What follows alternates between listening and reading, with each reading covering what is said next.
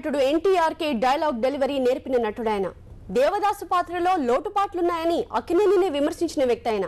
అయితే కాలం కలిసిరాక ప్రతిభ ఉన్న కనుమరుగైపోయారు.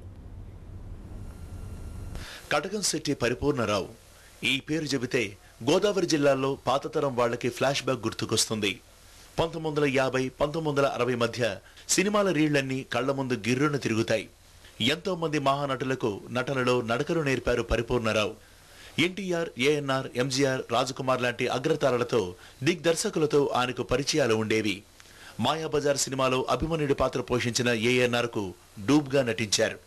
తేనె మనసులు, పెళ్లినాటి ప్రమాణాల సినిమాల్లో హీరోగా ఎంపికైన కొన్ని కారణాల వల్ల తనను మార్చారంటున్నారు ఆయన. తూర్పు గోదావరి జిల్లా పి గన్నవరం మండలం నాగుల్లంకకు చెందిన మోతుబరి రైతు సినిమా మోజులో ఆస్తంతా హారతి కర్పూరంలా కరిగిపోయింది. ప్రస్తుతం పాడుబడ్డ ఇంట్లో పూట గడవక నానా ఇబ్బందులు పడుతున్నారు. రాజు సుబ్బారావుని ఎంతో ప్రేమించేవాడు. నన్ను తేనె మనసు సెలెక్ట్ చేసినప్పుడు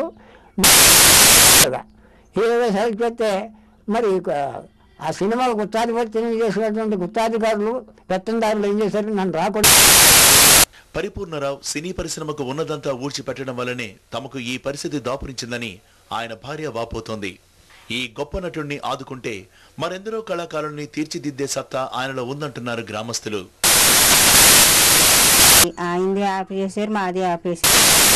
ఇంకేమీ లేవు. మాకు పిల్లలు కూడా లేదండి, ఇల్లు లేదు, ఓకలు లేదు, భోజనం లేదు.